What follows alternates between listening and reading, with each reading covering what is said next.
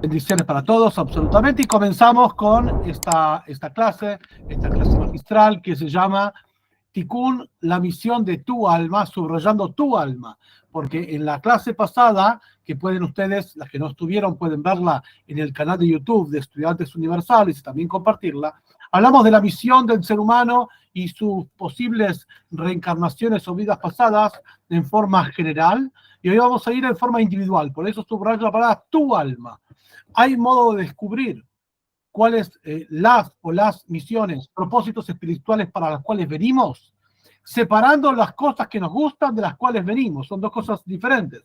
La gente piensa porque le gusta la música, el arte, para eso vino. No, eso es lo que le gusta, es otra cosa. Acá hablamos para qué Dios lo mandó a la vida, para qué Dios lo está sosteniendo. De esto hablamos y tenemos una hermosa placa acá preparada por el equipo de diseño de Estudiantes Universales, que vamos a ir transitando estas placas y vamos a ir explicando del principio hasta el final, donde el final, después de 30, 40 minutos de disertación, vamos a descubrir con datos precisos y herramientas claves para cada uno de ustedes cómo pueden descubrir, mostrar, guiarse a través de actitudes, de visiones, de herramientas y claves sobre los propósitos y las misiones del alma. Obviamente que después de 30, 40 minutos vamos a abrir los micrófonos para que puedan preguntar de este tema lo que quieran libremente, y eso es lo que queremos. También estamos transmitiendo en vivo por el canal de YouTube, no solamente por Meet, y también por otras redes sociales, así que está bueno que todos los que estén acá en vivo puedan compartir en sus redes sociales, o en sus WhatsApp, o Facebook, o Instagram, que hay clase en vivo y que seamos muchas más almas, ya somos un montón, pero que seamos muchas más almas estudiando juntos. Entonces comenzamos, ¿sí? Reencarnación, vidas pasadas, esta es la portada. Tikkun quiere decir corrección espiritual o misión espiritual, vamos a hablar de esto, justamente la misión de tu alma, subrayando tu alma, la personalización del propósito espiritual. Avancemos con la primera placa, nuestro querido, ahí está. Entonces, comenzamos, ¿sí? Obviamente que todo lo que decimos está basado en la sabiduría de los sabios de Israel, llamada Torah oral, que es la aplicación práctica de la Torah escrita, las escrituras o el Tanaj, que es el Pentateuco, los profetas y los libros de los reyes, es decir, únicamente tomamos esas fuentes y no otras fuentes, especialmente en aquella sabiduría que está en el saber de la Torah, el saber místico hebreo, llamado el Sod, el secreto, o la Kabbalah, etcétera, que nos viene justamente a descubrir y a revelar estas facetas del saber. Y lo que vamos a hablar hoy va a ser justamente si ya habíamos estado en este mundo antes de nacer, sobre el fenómeno de déjà vu, que lo trabajamos mucho en la clase pasada, si ya pasamos por este plano de existencia y reencarnaste en tu actualidad, o sea, si somos una vida nueva, o ya estuvimos acá y venimos a completar o a reparar aquello que no hicimos en vidas pasadas. Si así, entonces, ¿para qué estamos? ¿Y cuál es exactamente esto que tenemos que estar? Y si vinimos de algún lado, la pregunta es ¿de dónde vinimos? O sea, ¿volvimos solo para disfrutar o quizá para corregir situaciones o propósitos que en tu vida anterior falló o no se realizó? Justamente de eso vamos a hablar, ¿sí? Si en nuestra vida tenemos la posibilidad de corregir, enmendar aquello que en nuestra vida anterior hicimos mal o no. Y si es posible conocer quién fue uno en la vida pasada para saber qué corregir, no solamente por conocimiento de curiosidad, sino para saber qué vengo a enmendar, o sea, si estoy cumpliendo el propósito, no que yo me pongo a mí mismo, sino que Dios me coloca. Todas estas preguntas en realidad tienen respuestas sólidas, muy desarrolladas y muy preguntadas en el transcurso de las generaciones. Hablamos de una sabiduría milenaria, de 3000 años, que cada generación se fue escribiendo, reescribiendo, analizando a través de diferentes corrientes de pensamiento que se expresan literalmente en millones de libros dentro de la sabiduría, dentro del conocimiento de los sabios de Israel, que es justamente la aplicación práctica de la Torá. Por Torá entendemos no solamente el Pentateuco, los 5 libros de Moshe, sino todo el saber que fuimos recibidos desde el Sinai hasta nuestra época. Y la palabra Torá, aparte de instrucción, quiere decir también conexión, porque nos conecta con nuestro propio ser interior, nos conecta con el Eterno absolutamente, y la palabra Torah también quiere decir luz, nos alumbra el camino para no ir hurgando en la penumbra, sino tener un camino claro, llano, alumbrado por enseñanzas sólidas. Avanzamos entonces. estas son las preguntas que vamos a desarrollar e intentar buscar respuestas. Entonces, lo primero que tenemos que hacer es, ¿sí?, cuando hablamos de vidas pasadas y decisiones para vidas futuras eventualmente, porque siempre vemos en retrospectiva nosotros, nuestra vida, nuestro yo, en el presente, en el aquí y ahora, y la vida pasada, pero en realidad es un trasunto, es un continuado. Cuando, después de los 120 años para todos, cuando nos toque morir, vamos a pasar por la instancia que todos los seres humanos tienen que pasar, que es la rendición de cuentas frente al Eterno.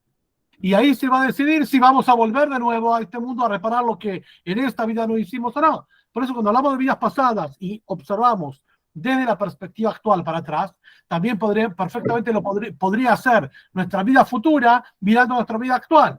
Si ahora no cumplimos nuestro propósito, nuestra vida futura, o sea, nuestra próxima reencarnación, nos va a ver en retrospectiva y decir, ¿por qué no hiciste lo que tenés que hacer? Por eso, no es solamente nosotros en nuestra vida pasada como si en nuestra vida actual se agota, sino es un continuado, como vamos a ver ahora un ejemplo de cómo es el gilgul, la transmutación o la transmigración de las almas en diferentes cuerpos, en diferentes vidas. Por eso el ejercicio básicamente es, si pudiéramos tomar la máquina del tiempo, obviamente alegóricamente, no existe esto, si podríamos volver a nacer, ¿qué haríamos?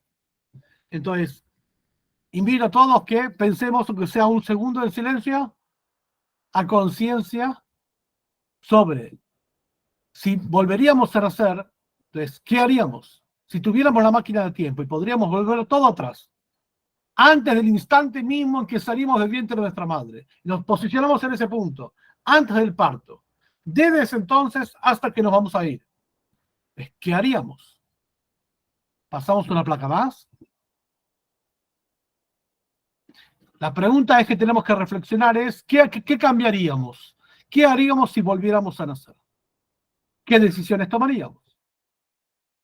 ¿Con quién nos juntaríamos? ¿Con quién no nos juntaríamos? ¿Dónde vivirías y dónde no? ¿Con quién sí y con quién no? ¿Qué estilo de vida adoptarías y cuál no? ¿Qué no haríamos? ¿Qué sí haríamos? ¿Qué aún no hicimos y qué podríamos haber hecho? ¿Qué seríamos? ¿Quiénes no seríamos? Si volviéramos a nacer, ¿qué haríamos? Esta es la pregunta en la cual tenemos que reflexionar. ¿Por qué? Porque en realidad, como vamos a ver, cada día estamos renaciendo y tenemos la posibilidad y la libre elección de hacerlo. O sea, no es un ejercicio para atrás del momento del vientre de la madre, sino en realidad, si lo decidimos, cada día podemos, porque gran parte de lo que hacemos, por un lado, y no sucede por otro, son decisiones conscientes. No es que estamos condicionados. Lo que estamos condicionados en realidad es algo muy, muy limitado. La gran cantidad de actitudes, decisiones que tomamos diariamente, las hacemos con libertad y conscientemente. Obviamente que es mucho más cómodo decir, no puedo, el contexto, la edad, seguro, pero esto no es que no podés, quiere decir que uno toma el formato y las circunstancias como decisorias. En realidad la decisión la tiene uno. Es mucho más cómodo, sí, dejarse llevar por las circunstancias, eso seguro, no hace falta ningún esfuerzo.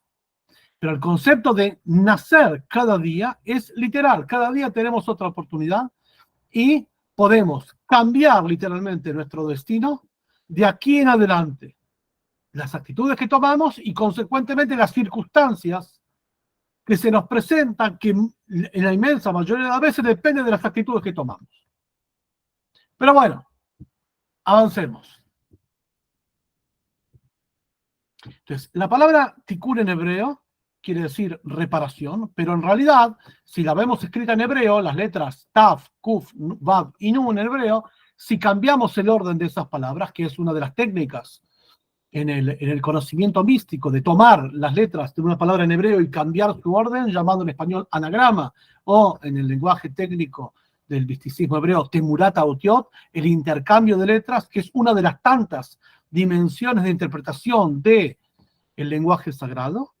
Si yo cambio el orden de la palabra tikkun correcto, tikkun, que quiere decir corrección, forma la palabra tinok. Tinok quiere decir bebé, lo que hablamos hace un instante. Si nos posicionaríamos en el instante antes de que salimos a luz, antes que salgamos a la vida. O sea, en el momento de el tinoc, del feto, del embrión, que después es feto, que sale al mundo y se hace una persona independiente. Un instante antes del corte del cordón umbilical, que nos da la independencia como seres. El tikkun, la palabra tikkun, corrección y reparación, al ser que tiene las mismas letras en diferentes órdenes, la palabra tinoc, nos da la pauta y la insinuación que el propósito y la misión espiritual específica, no general, de todos los seres humanos, que ya la estudiamos en la clase pasada, sino específica de cada persona única y irrepetible, de mí, de ustedes, de cada uno, se nos da en el momento exacto mientras que somos, en hebreo, tinocot, el plural, tinoc, bebé.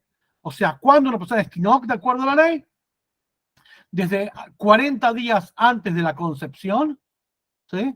Una menstruación y media antes de que el óvulo sea concebido, hasta el instante previo al corte del cordón umbilical. Aproximadamente 10 meses enteros. Desde antes que haya una carnadura, aunque sea que el óvulo haya sido fecundado, o sea, el potencial genético nuestro, hasta un instante antes de cortar el cordón umbilical. Y esto, ahí se nos revela toda la misión espiritual. Y después se nos hace olvidar, de esto vamos a hablar. Pero para que sepamos que no es que nacemos y en algún punto de la vida nos desarrollamos y decidimos, esta es mi misión. No, ya viene incrustado, instilado, programado, preinstalado en nuestro ser la misión espiritual para la cual Dios nos bajó. Es muy simple, si no tuviéramos eso, estaríamos de más. Porque hay otros seres humanos. Si Dios hace y nos sostiene día a día es porque tenemos algo específico que aportar y que hacer, y que nuestro alma vino y nuestra porción en el mundo, nuestro rango de influencia para hacer, que nadie puede hacer por nosotros. Si alguien podría hacer lo mismo por nosotros, no sería nuestra misión individual, sería una misión que compartimos con otros seres humanos. Acá hablamos de lo específico, de lo puntual, de lo personalísimo, de eso hablamos.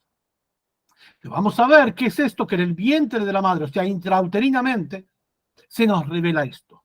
De nuevo, la palabra tikkun, reparación, tiene que ver con la palabra tinok, bebé. Y esto es lo que nos revela el Talmud, afirma Rabbi Simblai en el Talmud.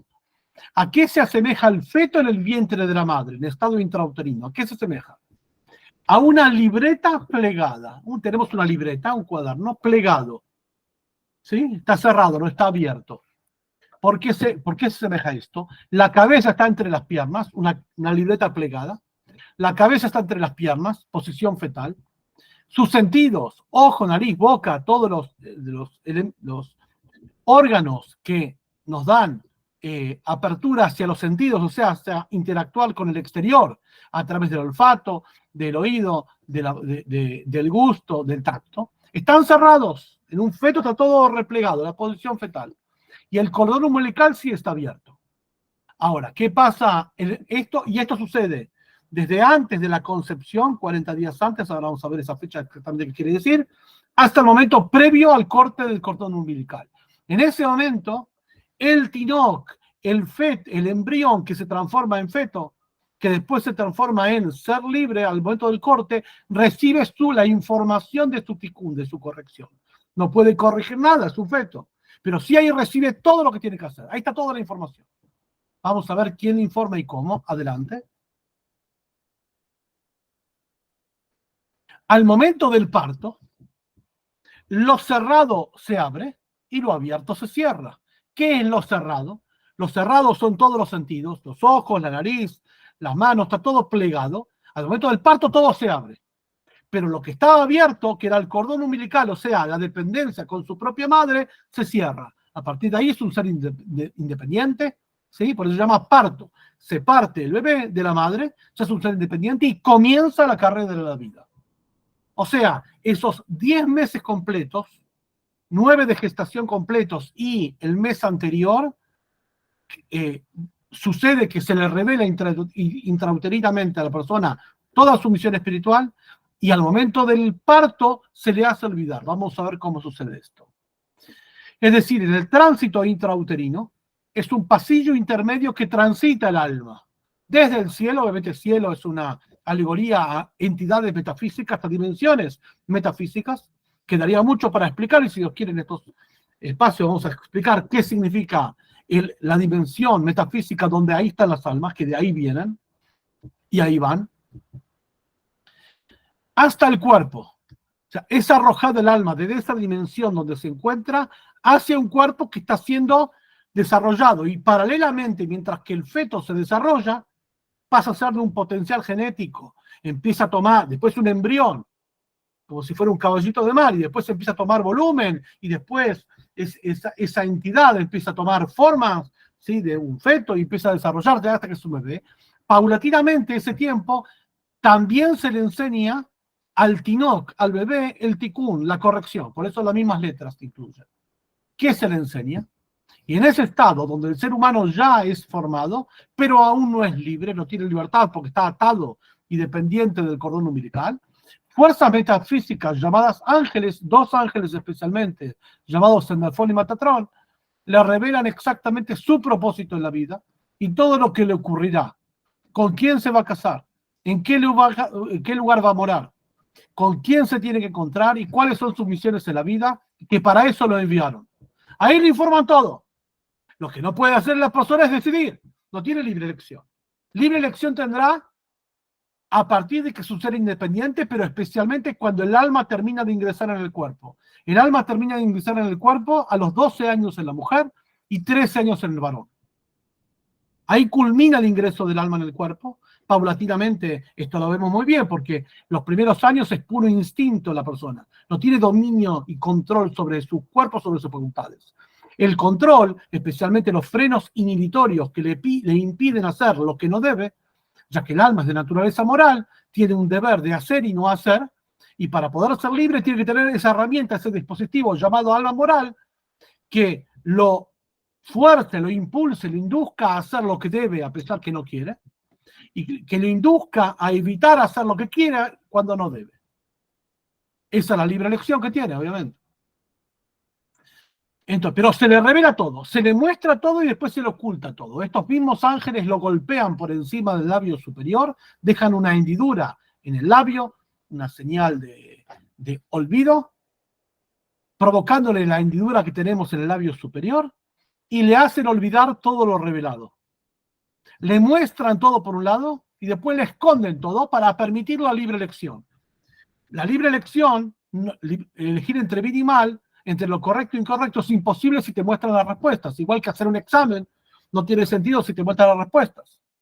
Te informan de todo antes. Cuando salís a la cancha, salís a la vida, te hacen ocultar todo. ¿Y por qué es este proceso así? Adelante. ¿Por qué el proceso está configurado así?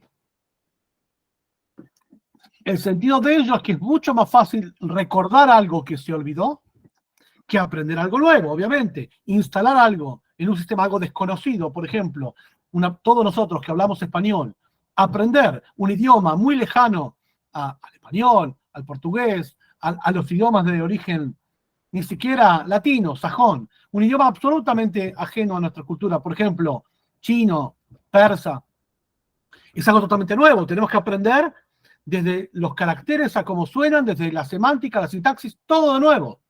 Es mucho más complicado algo eso. Que una persona, por ejemplo, que aprendió inglés en su infancia y después de 20, 30 años no lo utilizó y ahora retoma el idioma.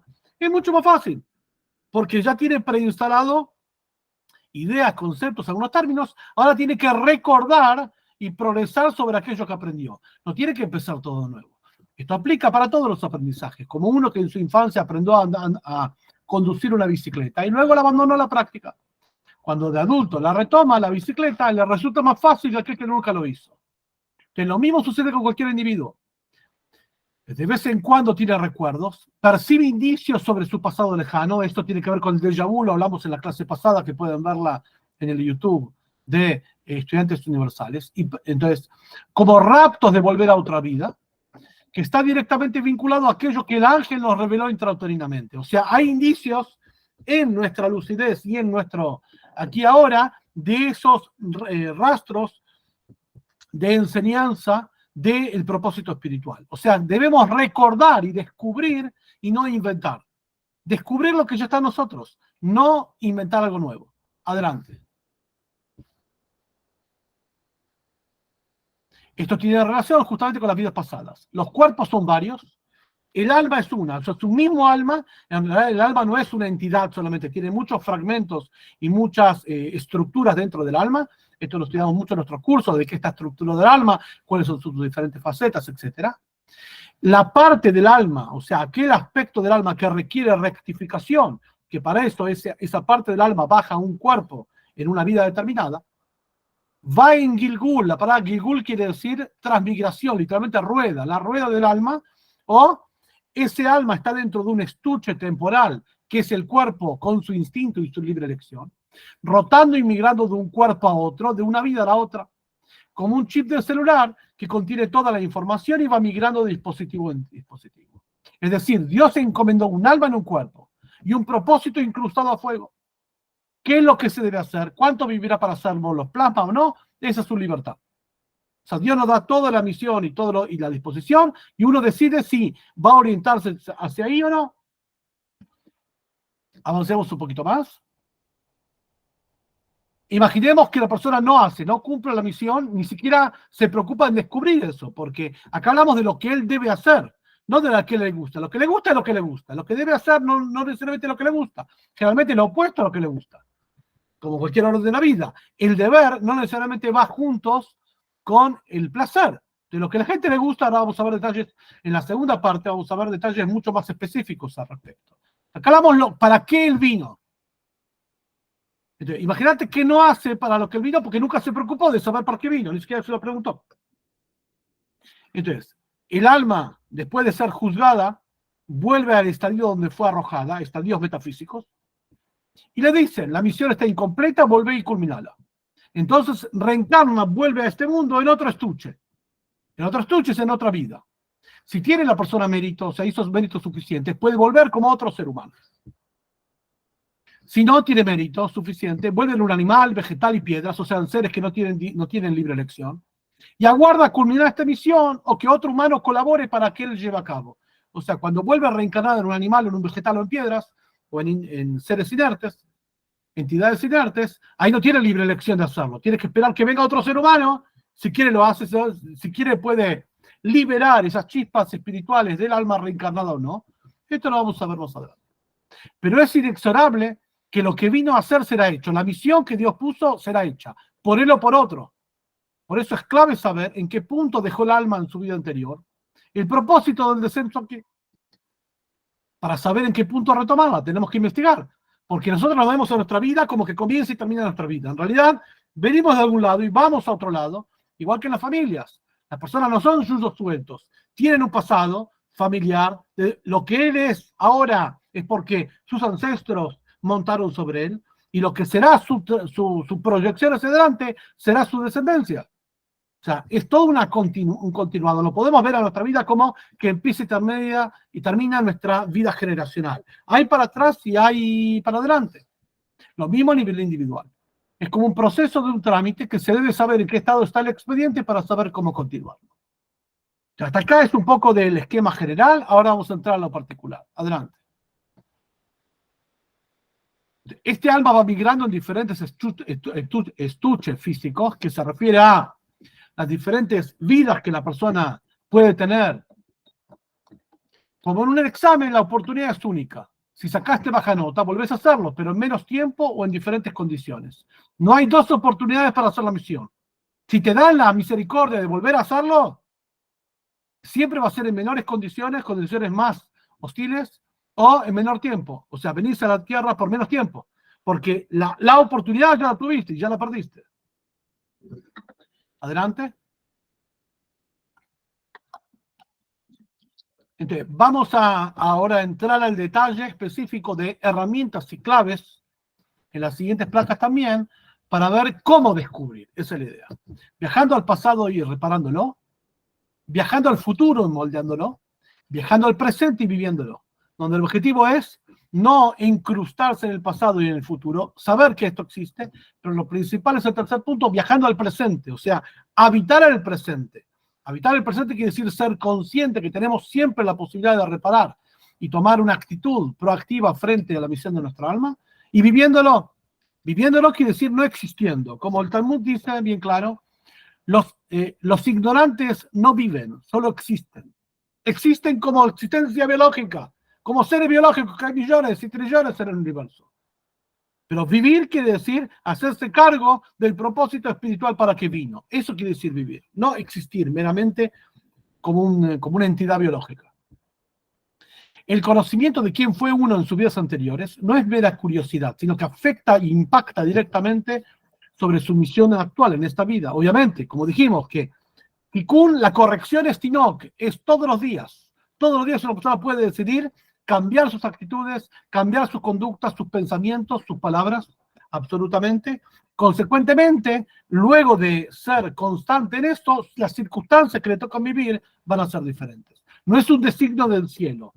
Como dice también los sabios, todo está en manos del cielo, menos la propia decisión. Y esa propia decisión Dios la confiere a nosotros, que es el principio número 11 del monoteísmo de Maimónides. Obviamente que no hay dos oportunidades para cumplir el propósito. La vida no es un ensayo. Viviste, viviste. Igual que los días que ya moriste, no que ya viviste, los moriste. Porque si una persona, digamos que vive 30.000 días, ¿sí? Tiene que restar todos los días que ya murió, o sea, los vivió pero murió, ya se murieron de esto, ya no están más, no van a volver. Más los días que le faltan, entonces, ¿le quedan cuántos días? ¿Sí? De esos 30.000 originales, por decir un número. Mejor que no haya dos oportunidades para hacer el propósito, pues siempre está la tentación de desaprovechar la primera, justamente, la vida no es un ensayo. Hay que tomar rápido conciencia para cambiar la actitud y manejar correctamente. Aguardando la segunda, con el agravante que nadie puede saber cuánto vivirá para realizar la primera. Como la gente dice, no, más adelante, cuando se den ciertas condiciones, termine la carrera, termine esto, digo que hay que ver si vas a vivir para entonces. Hay que ver si mañana vas a vivir. ¿Quién tiene la vida asegurada? Nadie, absolutamente. Entonces, no hay que dejar cuestiones fundamentales de la vida para cuestiones circunstanciales, que se da, se da B. Nunca las condiciones son ideales. Hay que comenzar con lo que hay, que es el día de mañana. Adelante.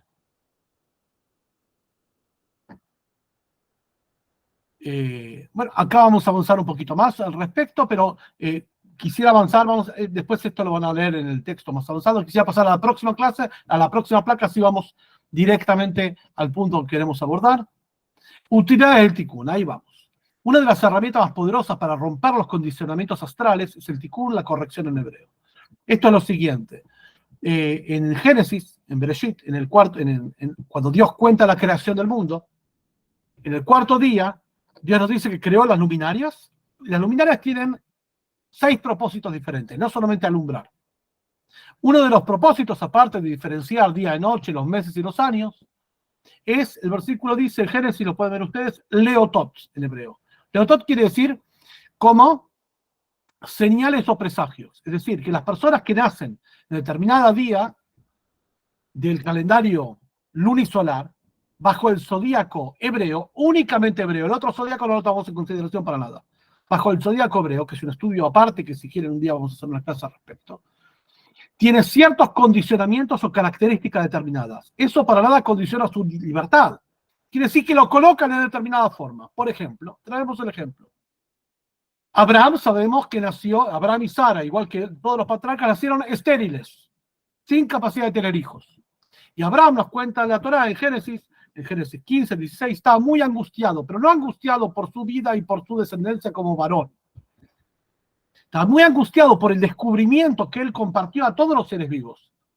El monoteísmo más absoluto de la Torá, en la época de Abraham eran todos idólatras, él también lo era al principio, hasta que descubrió. Abraham fue uno, como dice, Abraham el hebreo quiere decir que estaba de un solo lado, y todo el mundo estaba de otro lado. Él fue el pionero de la difusión del monoteísmo. Y todas las almas espirituales que hizo en Harán, que convenció a todos en el monoteísmo y abandonar la idolatría, él estaba muy preocupado porque ¿quién iba a seguir su camino espiritual? No tenía hijos. No tenía hijos que sigan su camino espiritual. Tenía a Ismael, que era hijo con Agar, con la sirvienta de Sara, pero no, eso no era el legado espiritual que quería dejar. Entonces Dios le dice, ahí le muestra a Dios, lo saca de la carpa y le dice, mira las estrellas, así será tu descendencia. Cuando Dios los saca de la carpa y le muestra las estrellas, no es solamente porque las estrellas son numerosas, así tu descendencia será numerosa. Al día de hoy se cumple a la perfección esto, con el milagro viviente del pueblo de Israel que está vivito y coleando desde entonces hasta ahora. Pero aparte de eso, el comentario de Rashi, todos los que tengan Torah con Rashi pueden verlo, Dios le dice, salí de tu bloqueo astral. Salí de tu bloqueo astral. ¿Por qué? Abraham vio en la configuración de los astros que él había nacido en un día determinado, que los nacidos en ese día determinado no tienen hijos. Entonces Dios le dice, salí de tu bloqueo, vos podés estar por encima de eso. O sea, los condicionamientos astrales, al igual que los condicionamientos socioculturales, donde una persona nació, en qué familia, no condicionan la libertad de la persona, le dan un tipo de configuración y quizás un propósito determinado, pero no condicionan su libertad absolutamente. Y esto es lo que le dijo Dios a Abraham. Abraham, te vas a circuncidar, voy a sacarte de ese bloqueo astral y vas a poder pasar ese techo de cristal, esa configuración para los nacidos en tal día o lo que sea, y vas a poder tener descendencia. Y así fue que tuvo Isaac, Jacob a los 12 hijos que fueron las 12 tribus, y la historia después es conocida. Como Dios le dijo a Abraham, salta de tu destino astral. Si los mazalot, o sea, las configuraciones astrales, le mostrarían a Abraham que Sarai sería estéril por vida, Dios le invita a Sarai, su esposa, a romper estas limitaciones y a trascender estas barreras, y en efecto Sarai sería estéril, pero Sara no. Dios le cambió los nombres, Abraham, Sarai, Sara, y a partir de ahí sí se desbloqueó eso. Esto está traído para que vean un ejemplo de cómo no hay ningún acondicionamiento para la libertad del ser humano. Es lo más sagrado la libertad del ser humano, y en eso se expresa una de las virtudes que el alma moral del ser humano es imagen y semejanza de Dios. No hay condicionamiento sociocultural, que la persona nace en determinado contexto, de determinados padres, en determinada cultura, en determinado punto del espacio-tiempo. No hay condicionamiento tampoco astral, ninguno. Todo esto se rompe. Avancemos.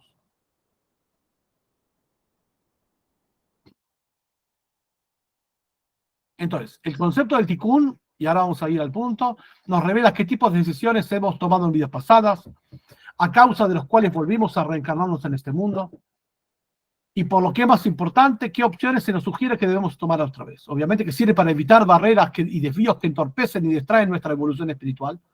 Principalmente, esto es muy acuciante de nuestros días, que hay muchas, la persona cuando empieza a buscar su identidad espiritual se empieza a dispersar mucho por todos lados y pierde tiempo.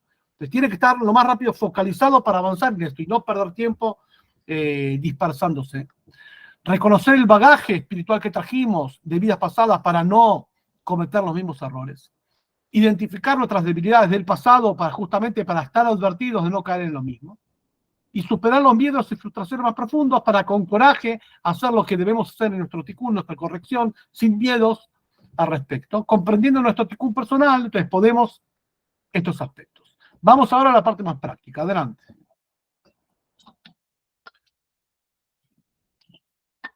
Entonces, obviamente que el tema del tikkun es un tema extenso. Vamos a dar solamente algunas llaves y claves para que nos sirvan de comenzar, y subrayo, comenzar el trayecto del descubrimiento, del autodescubrimiento de la corrección individual. No se culmina con esto. Esto es solamente el primer escalón para que ustedes exploren. El primero. ¿Bien? Lo primero es el espacio territorial donde uno se encuentra y donde uno nació. Es un factor determinante, ya que de acuerdo al lugar que la providencia lo arrojó, o sea, el punto cero donde arranca, imaginémonos una carrera de automóviles.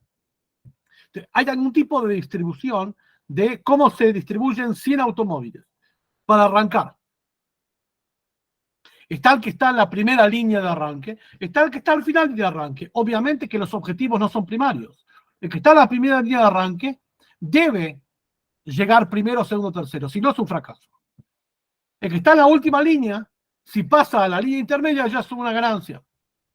Pero tenemos que ser conscientes en qué punto Dios nos dejó. Nos arrojó como un paracaidista que lo arrojan con una mochila en medio del desierto y tiene que volverse solo a su casa. De acuerdo a lo que tiene en la mochila, se va a dar cuenta de qué se trata, cuánto es el trayecto, cuáles son los desafíos a sortear, pero tiene que investigar críticamente esto, ¿sí? Entonces, de nuevo, el espacio territorial donde uno se encuentra y donde uno nació es un factor determinante, ya que de acuerdo al lugar en que la providencia lo arroja y lo lleva, y dónde está, condiciona y marca su labor espiritual. Eso es un indicio que en la vida pasada su alma, su yo en otra dimensión, dejó algo inconcluso allí y vino a completarlo. Voy a tener un ejemplo. La inmensa mayoría de nosotros somos nacidos en Latinoamérica. Latinoamérica. Algunos pueden ser en España, pero bueno. Pero la mayoría en Latinoamérica. Hay características y rasgos no determinantes, pero sí culturales, propios de estos terruños. La cortesía latina, la sensibilidad. De acá podemos tener una vista general, digo para todos, no solamente para el individuo, de las relaciones interpersonales que nos salen casi natural, a diferencia de los europeos, especialmente los noreuropeos, digo, Finlandia, que son más retraídos, no se abren tanto. Ahí quizás las personas tienen una tarea espiritual más vinculada a su propia persona y no tanto con respecto al prójimo. Traigo un ejemplo para que el espacio territorial nos condiciona también. Nos condiciona en el sentido de es un factor determinante para entender nuestro propósito individual, que no está alejado de lo general, está cerca, ¿sí? Porque por algo Dios nos puso en un contexto determinado. Entonces, tenemos que ir de lo general a lo particular, pero lo particular está vinculado a lo general, porque no sos un yuyu suelto. Te pusieron en determinado lugar. Traje este ejemplo, solamente podríamos traer muchos. Podríamos cerrar el ángulo y decir, bueno, ¿en qué país? Si ese país, si en un lugar urbano, o en un lugar desértico, en un lugar más de campo, en un lugar más de ciudad. Podríamos, y de acuerdo a eso, ver más o menos de qué tipo de punto de partida tenemos y cuáles son las tareas espirituales eventuales que podemos tener. Adelante. Cuando esta misión está cumplida, las misiones espirituales que en el Tinoc, en el bebé, el Tikkun es revelado intrauterinamente, o sencillamente se acabó el tiempo designado para ella. Dios a cada uno le da un tiempo determinado para hacer su misión, lo que va a vivir. Nadie sabe. Dios da vuelta a las circunstancias para que uno abandone ese lugar, sea con la tarea cumplida o cumplido el tiempo que divinamente se le asignó y no lo hizo. En ese caso, la labor queda inconclusa y otra alma de esa generación o la siguiente deberá completarla. Por ejemplo, en estos tiempos de crisis, en general, toda la pandemia fue así, pero en estos tiempos de crisis, por ejemplo en Argentina, mucha gente se comunica con nosotros y nos dice, sí, a causa de la crisis que hay, ellos deben emigrar. Y yo le digo, mira, naciste acá, tenés una misión espiritual acá. Si te es totalmente imposible la vida sostenerte, es una prueba de que Dios te está llevando a otro lugar. No es que la crisis te lleva. Dios te hace la vida imposible porque tu misión terminó acá. Mientras tanto que no pasa eso, tenés una misión acá.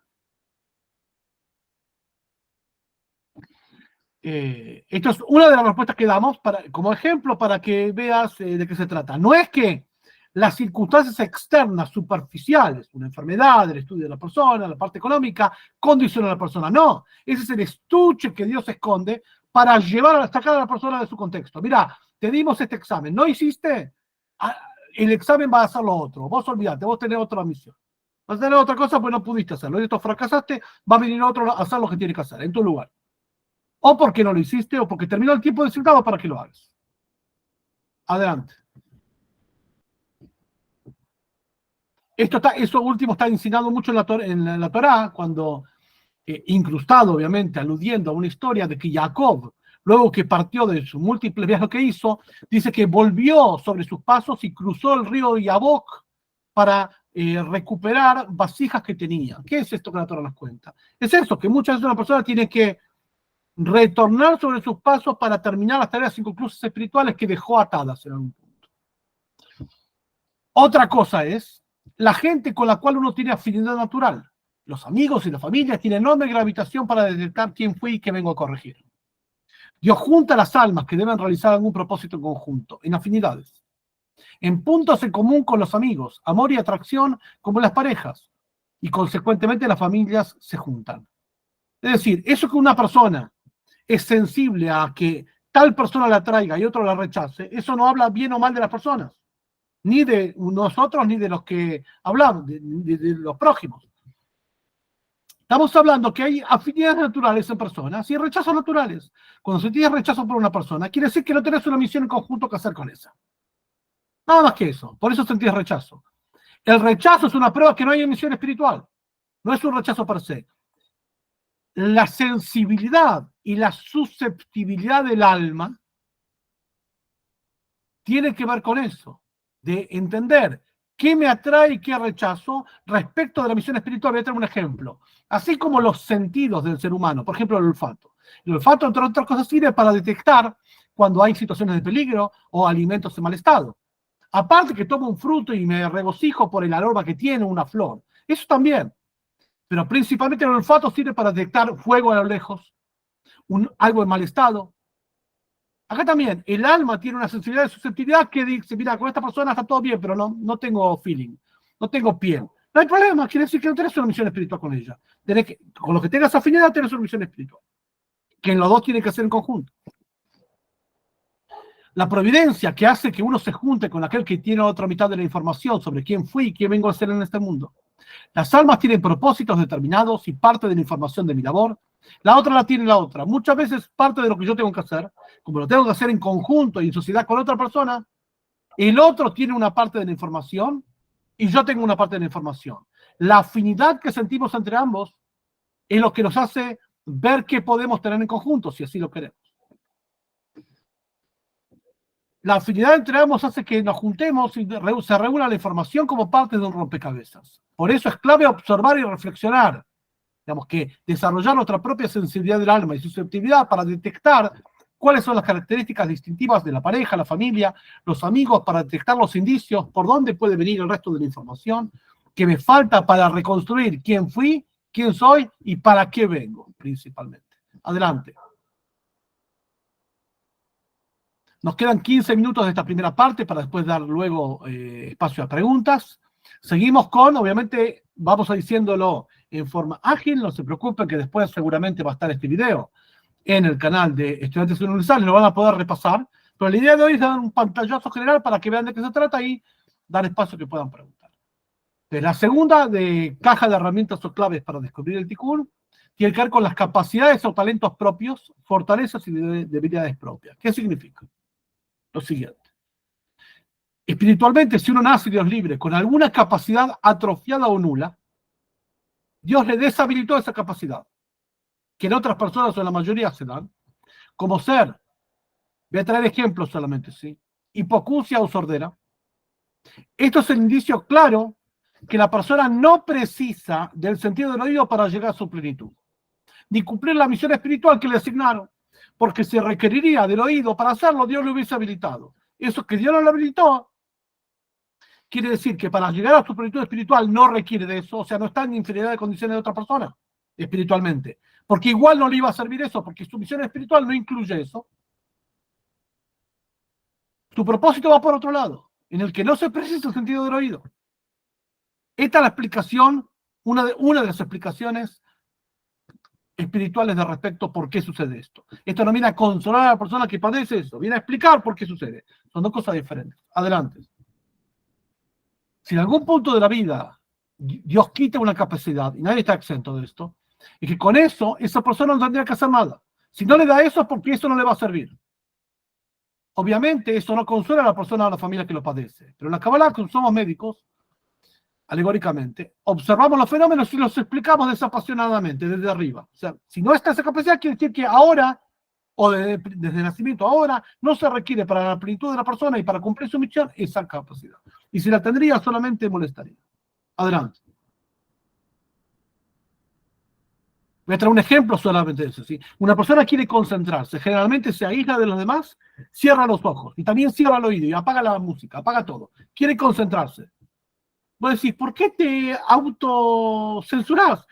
¿Qué problema hay? Te puedes concentrar con la vista y con el oído abierto. ¿Por qué te comprimís a solamente concentrarte con los ojos cerrados y con los oídos tapados? Justamente, como requiero toda la atención en un sentido y los demás me distraen, no los utilizo transitoriamente. Bueno, algo similar con las capacidades que las personas son deshabilitadas por Dios transitoriamente o permanentemente. No tienen que ver con el propósito que Dios le bajó, por eso no se lo da. O se lo restringe transitoriamente, o directamente en un punto de vida Dios se lo quita. Vamos a ver ahora los últimos dos puntos, ya ahora más específicos, herramientas para las cuales tenemos datos precisos y puntuales sobre nuestro Tikkun y misión en el alma. Esto tiene que ver, y está aludido también, en los tres materiales que la Torá ordena de construcción del tabernáculo. El tabernáculo, que era el santuario portátil del desierto, donde Dios dice, háganme un santuario y moraré dentro de ustedes, refiere al capítulo 25 a 30 del libro de Shemot, Éxodo. Místicamente se lee diferente, obviamente que no habla solamente de un tabernáculo físico, sino de un tabernáculo espiritual, o sea, la misión del alma, que tiene, al igual que el tabernáculo tenía, entre otras cosas, 3 metales, cobre, plata y oro, hay simbólicamente estos 3 elementos en la vida de la persona. Hay cualidades y capacidades y rasgos de carácter y herramientas dentro del alma que son comparables al cobre, otros a la plata y otros al oro. Vamos a ver. Cada persona tiene 3 tipos de capacidades, talentos y habilidades. En el lenguaje del versículo es el cobre, la plata y el oro. ¿Qué es cobre? Cobre, así como materialmente el cobre es un metal estándar común para fabricar cosas, no es una reserva de valor el cobre. Se utiliza como... En el ser humano representa eso, simboliza metafóricamente las capacidades estándar, habilidades biológicas comunes a la mayoría de las personas. Son sencillas, por ejemplo, caminar, correr, hablar, moverse, ver, tocar. Tenemos ese conjunto de habilidades que compartimos con la mayoría de los seres humanos. Algunos más, unos menos, pero la mayoría podemos desarrollar todo ese tipo de capacidades. La misión espiritual no es necesariamente con esas capacidades. ¿Por qué? Porque si hablamos de una misión individual, personalizada, de mi alma y no de las otras, quiere decir que es única e irrepetible. Y si yo capacidades que son estándar y comunes a otros seres humanos, mi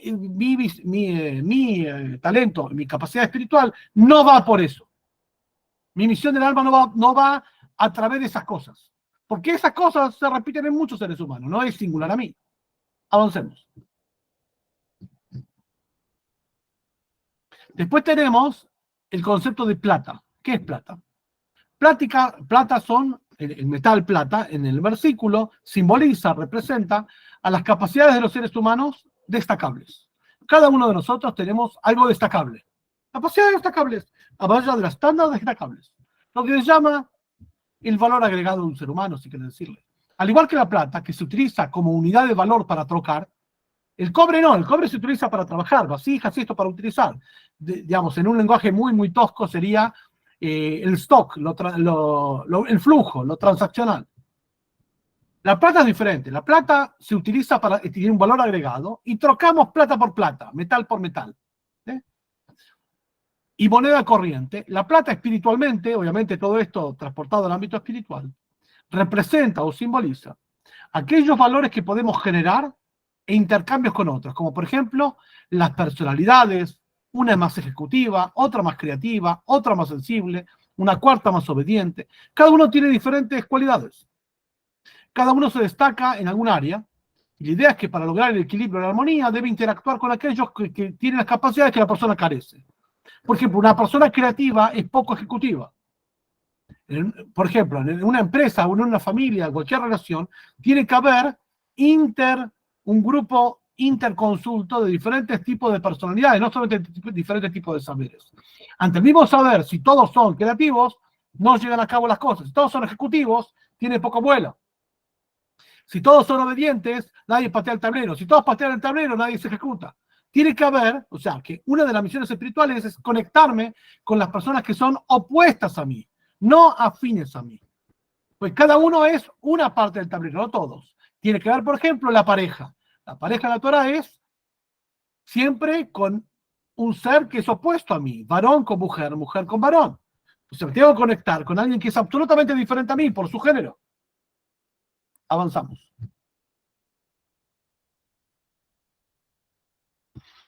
Después tenemos las capacidades que son comparadas al oro. Mientras que el cobre es un elemento de stock, de transacción, de stock, y la plata es transacción, oro representa otra cosa.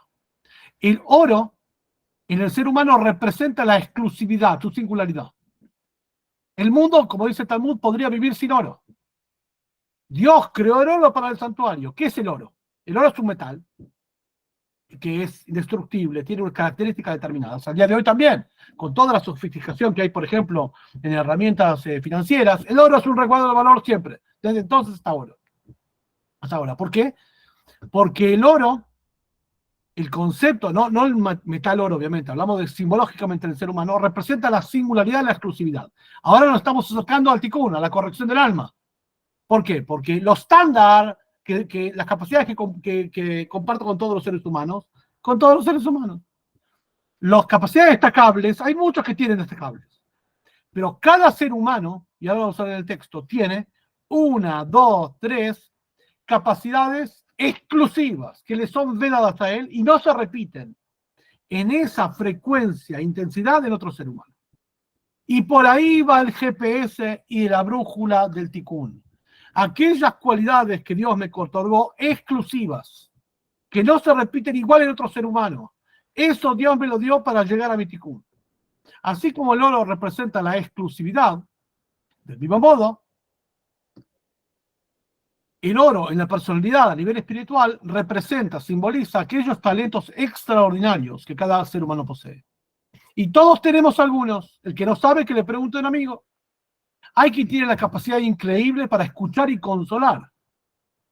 Cuando pasa una desgracia en la familia, algo, sabemos que siempre hay un oído, un brazo, un abrazo para recibir. No todo el mundo puede hacer eso, especialmente en el momento de tragedia, de angustia, de adversidad. La mayoría de la gente le rehuye, se escapa.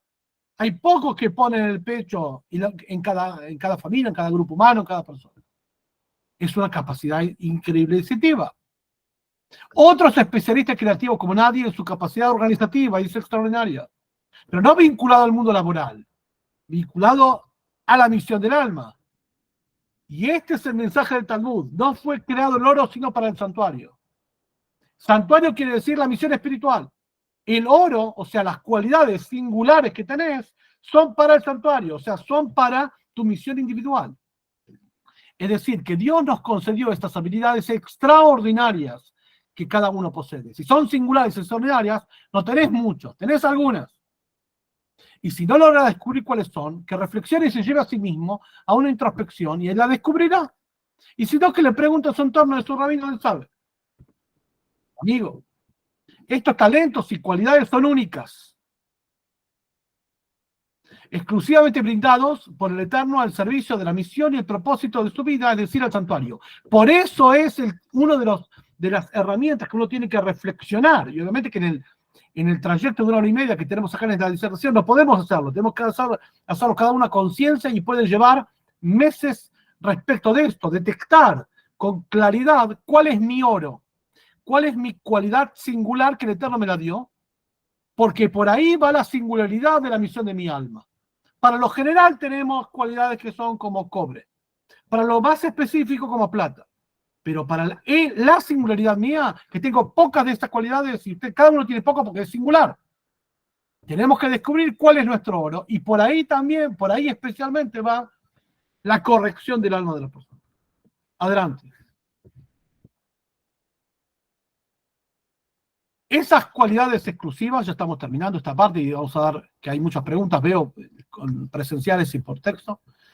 Estas cualidades exclusivas son su GPS para orientarse en el propósito de la vida. Por ahí va el tikkun individual, la corrección que tienes que hacer individual, a través de reflexionar cuáles son tus cualidades extraordinarias, pero de nuevo, no vinculados al mercado de trabajo, eso no importa, vinculados a la persona. Son la brújula con la cual nos orientamos en la vida. Te fueron conferidas a vos, únicamente a vos y no a otro, y no a otro capaz que hay algo similar, pero no en la intensidad y frecuencia que la tenés, porque tú tienes que utilizarlas, y por ahí va la cosa. Se le confirieron exclusivamente para que lo utilice para los propósitos espirituales.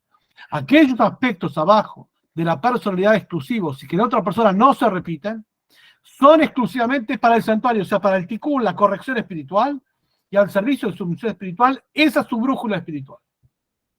Esta tercera herramienta nos sirve muy poderosamente. Y ahora, para terminar, tenemos la última placa, que es la siguiente. Para terminar, y aprovechando que estamos en la semana, donde el miércoles por la noche y jueves por la noche se va a cumplir un aniversario de fallecimiento del Rebbe de Lubavitch, 29 años que no está físicamente, pero su presencia y su mensaje, especialmente para las personas no ágidas, está cada vez más vivo y latente. Vamos a tomar de una de las enseñanzas del Rebbe para explicarnos esto, porque si bien dimos mucha tarea espiritual, para que la persona haga reflexiones, descubra y aplique, vamos a dar una herramienta práctica, rápida y para toda la vida. Una especie de mini guía. Hasta tanto pueda descubrir lo que tiene que descubrir. Esto es una carta del Rebbe que escribió hace más de 80 años y es lo siguiente. El propósito y el cometido del alma durante toda su vida en esta tierra, indicado en un solo versículo de los profetas. Es una carta del Rebbe que le escribe una persona y dice así. En respuesta a su pregunta acerca de su propósito y misión en la vida, la persona le preguntó acerca del tema que estamos hablando hoy, ya nos han instruido acerca de ello nuestros sabios de bendita memoria. Una indicación general, una misión general para todos. ¿Cuál es? En la explicación del versículo sobre Isaías 58:7. Isaías. El profeta ahí arenga al pueblo diciendo, comparte tu pan con el hambriento, lleva al indigente desesperado a tu casa. Cuando veas una persona sin ropas, vístela y no te desentiendas de tu semejante. Así arenga el profeta en un solo versículo. Este versículo, además de la indicación práctica material de alimentación, refugio y vestimenta, y no desentenderse del carente, tiene un significado más profundo, en el que además de su sentido literal, se refiere también a aquella persona desnuda de preceptos. Vos ves una persona que está totalmente desorientada espiritualmente, menos puede cumplir ningún precepto, ningún mandamiento de Dios y menos llegar a su cometido en el alma, porque todavía está enganchado en un sistema de creencias erróneo y mentiroso. Entonces tenés que vestir al desnudo, o sea, ayudar a esclarecer a esta persona, hambrienta del pan de la Torá, es decir, no tiene ninguna instrucción espiritual y tiene hambre. Tenés que darle de alimentación también espiritual, vestir espiritualmente, alimentar espiritualmente y desamparado en un lugar para rezar. No sabe dónde dirigirse, está desamparada espiritualmente. Y si ésta no se percibe ni percata de sus propias carencias, claramente la pobreza material o espiritual es muy aguda. Vos tenés que explicarle que está desnudo, tenés que explicarle que está hambriento, tenés que explicarle que está desamparado, ni siquiera se percibe esto. Entonces, la enseñanza no es solamente alimentación, refugio y vestimenta física, sino principalmente espiritual. Y culmina el versículo demandando, y de tu semejante, de tu propia carne, de ti mismo no te desocultes. Muchas veces uno influye sobre los demás, pero se olvida de sus propias carencias y de su entorno más próximo, su familia y su entorno más próximo. El versículo dice, de tu semejante, de tu propia carne no te desentiendes. Y termina diciendo el Rebbe, este es el propósito y el cometido del alma durante toda la vida de la tierra, indicado en un solo versículo de los profetas. Quiera Dios que podamos plasmar en nuestra vida, tanto físicamente, materialmente, dando alimentación, refugio y vestimenta material y espiritual a las personas, y con esto cumplir el cometido de Dios en la vida para cada uno de nosotros, indicado en un solo versículo de los profetas. Amén para todos, y ahora sí, quedo a disposición de preguntas, consultas y comentarios.